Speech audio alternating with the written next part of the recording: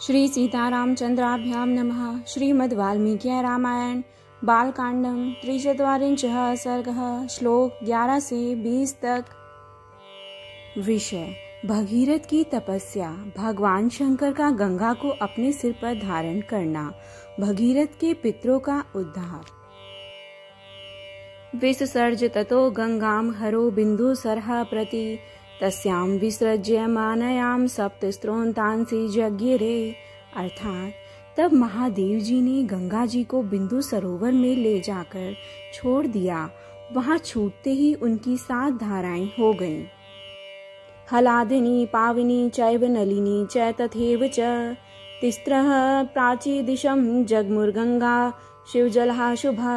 अर्थात लादिनी, पावनी और नलिनी ये कल्याणमय जल से सुशोभित गंगा की 3 मंगलमयी धाराएं पूर्व दिशा की ओर चली गईं। सुचक्षु चैव सीता च सिंधुश्चैव महानदी तिस्रचैता दिशम जगमुः प्रतीचितु दिशम शुभा।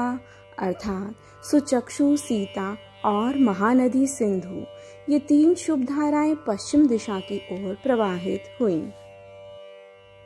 सप्तमी चान्वगात तासां भगीरथ रथम तदा भगीरथोऽपि राजऋषिर्दिव्यं स्यन्दनमाय स्थितः प्रायादग्रे महातेजा गंगा तं चाप्यनुव्रजत गंगनाच्छंकरशिरस्ततो धरणीमागता।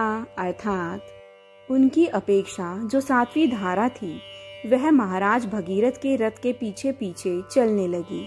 महातेजस्वी राजऋषि भगीरथ भी दिव्य रथ पर आरूढ़ हो आगे आगे चले और गंगा उन्हीं के पथ का अनुसरण करने लगी। इस प्रकार वे आकाश से भगवान शंकर के मस्तक पर और वहां से इस पृथ्वी पर आई थी।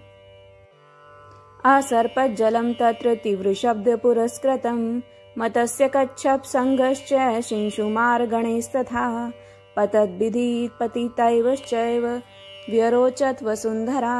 अर्थात गंगा जी की वह जलराशि महान कलकल नाद के साथ तीव्र गति से प्रवाहित हुई। मत्स्य, कच्छप और शिंशुमार झुंड के झुंड उसमें गिरने लगे। उन गिरे हुए जल जंतुओं से वसुंधरा की बड़ी शोभा हो रही थी।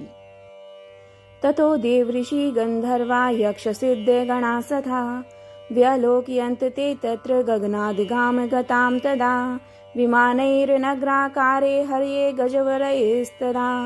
अर्थात तदनंतर देवता, ऋषि, गंधर्व, यक्ष और सिद्धगण नगर के समान आकार वाले विमानों, घोड़ों तथा गजराजों पर बैठकर आकाश से पृथ्वी पर गई हुई गंगा जी की शोभा निहारने लगे। पारिप्लवगताश्चापि देवतास्तत्र विष्ठिता तद्भुतमेवं लोके गंगावतरमुत्तमं दिद्रक्ष्वो देवगणः समीयुरमितौजसः। अर्थात देवता लोग आश्चर्यचकित होकर वहां खड़े थे।